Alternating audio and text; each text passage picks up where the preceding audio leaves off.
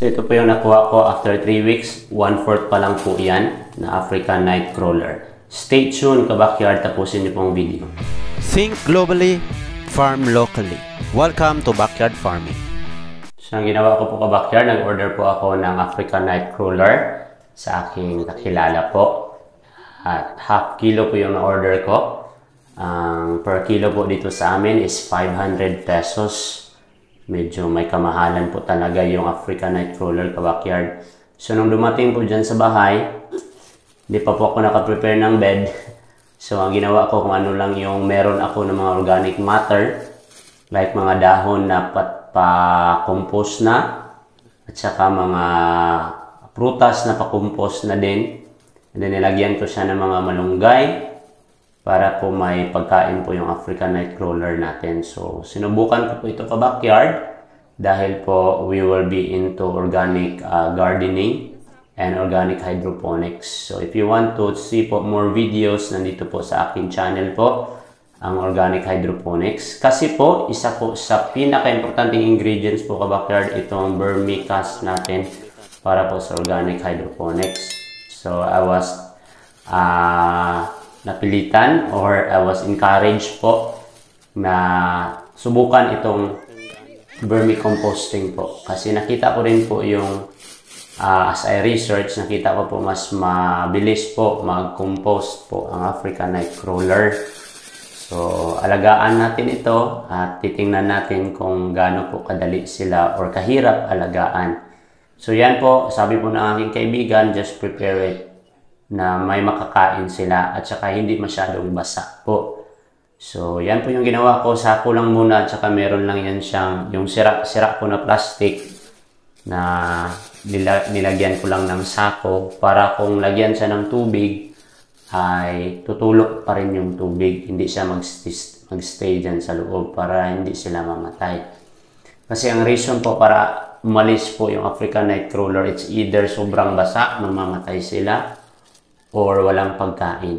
So, pinapakain po sa kanila ka-backyard, hindi po yung fresh, yung pa-compost na po siya, no? Yung pa-compost na, kasi yun yung kinakain nila. And then, yan po ang karami yung half kilo. So, yan po ang itsura po ng African Nightcrawler ka-backyard. At saka lagyan naman tubig for moisture po ito ka-backyard para hindi po siya masyadong dry and hindi masyadong basa, just for moisture. And then takpan lang din siya ng sako.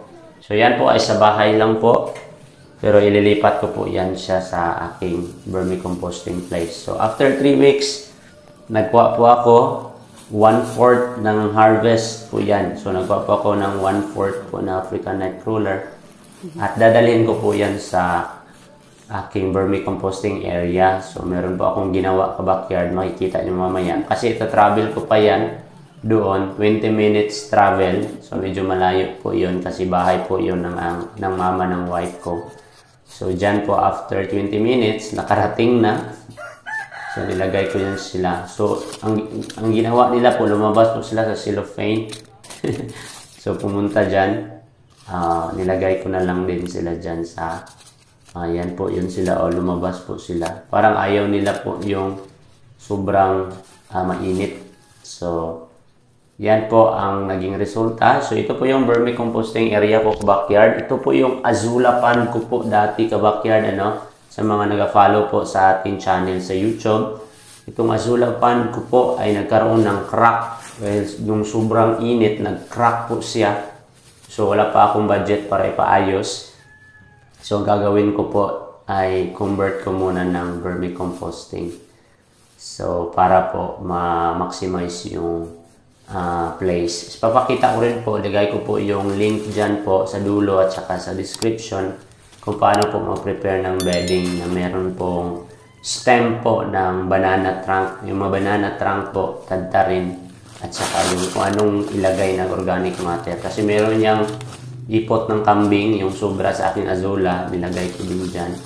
So, update ko rin po kayo. So, ganyan lang po pala kadali ka-backyard. Pwede po small lang yung space. Pwede din ganyan malaki.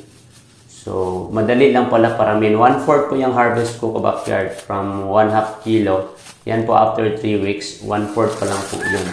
So napakarami, ang bilis po nilang lumaki, dami pong egg, dami pong mga babies na mga African Nightcrawler.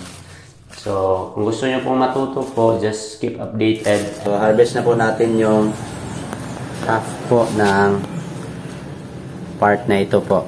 So ito na po yung mga organic matter po natin. So naglagay po kami dito sa kabila para lilipat naman yung mga nightcrawler natin So ating i-harvest na po itong mga vermicast. Gagamitin po natin ito sa ating hydroponics. So yan. Yan po, ganda po. Yan po yung organic matter turned into their poop na naging lupa na po. So very rich po. So rich. Alam po natin kung ano po yung pinapakain natin sa kanila. Try natin ito sa hydroponics kung ano pong resulta po nito. Kasali para buto. Don't forget to hit subscribe ka Backyard para updated po kayo sa ating mga ginagawa dito. God bless! See you